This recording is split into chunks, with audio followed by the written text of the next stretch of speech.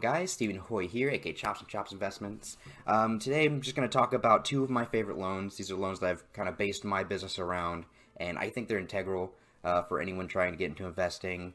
There are tons of loans, so you really have to do your own research and find the ones that fit your specific strategy and what you plan to do and your investing style. That being said, let's get into it. Okay, let's go. First and foremost, my opinion on the best loans you can get if you don't have a ton of startup capital to work with are going to be government-insured loans.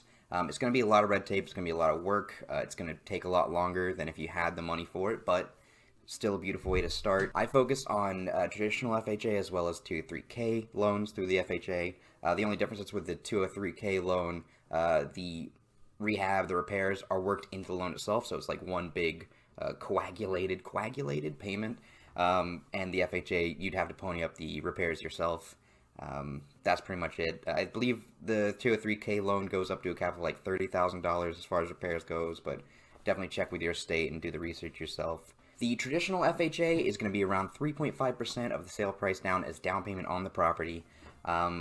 It's going to have a higher monthly payment due to the PMI or private mortgage insurance. Which you can get rid of after about 6 months to a year. You can refinance actually into a conventional loan and drop the PMI and make the monthly payments a lot more pretty. Especially if you're investing, if you're renting out, it's gonna boost your cash flow. It's almost a necessity. Okay. Do it. Do it. All right. A note about that 203K loan though is that the lenders aren't going to give you that money directly. They're not just going to put it in your bank account. They're going to have the HUD come out in phases, so it's definitely something you need to talk to your contractors about. I believe there is a way you can pay more to have them come out more regularly, like say if you want to cut checks every week, they'll come out and look at the work and pay accordingly, but it's definitely worth having a talk with your contractor. If you can find someone who's already done work with through 2 or 3K loans, that's a bonus for sure. If you just have like a trusted contractor you work with, just sit them down, let them know how the payment scale is going to work, or you're going to have to pay them yourself and try and recoup the costs later. Just keep that in mind when you're going for a 2 or 3K loan. Secondly, we have an ARM, or an adjustable rate mortgage. These are going to work like fixed loans for an average of around 5 years, and every year after that is going to fluctuate depending on how the market is working.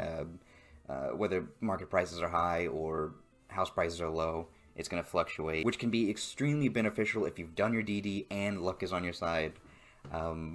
However, if worst case scenarios happen, you can quickly find yourself upside down on your investments and drowning, so to speak. So it's really important to do your research and to find capped ARMs if you can, which I'll discuss in a minute.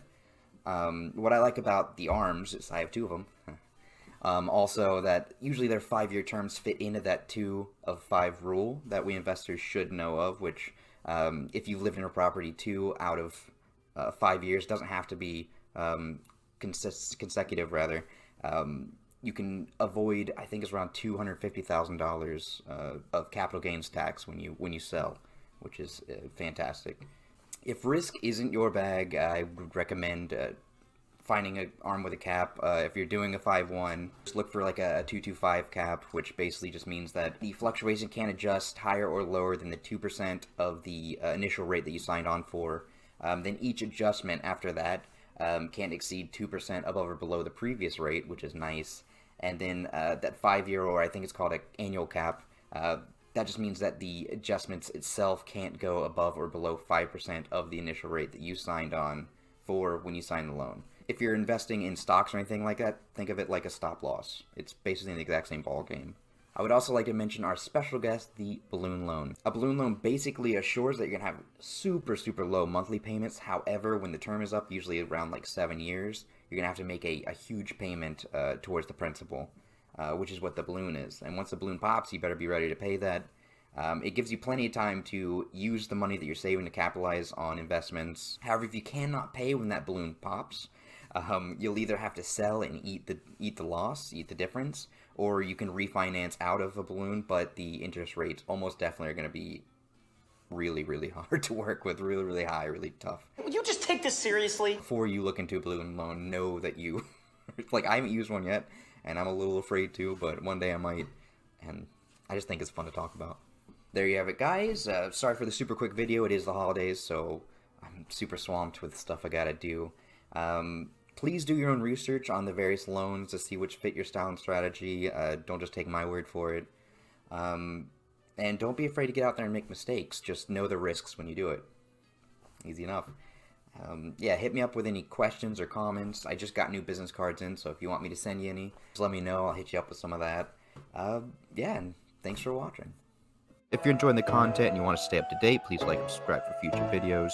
Drop any questions down below, and remember, financial independence can be achieved by absolutely anyone, as long as you have that what, the why, the wherewithal, and of course, the chops.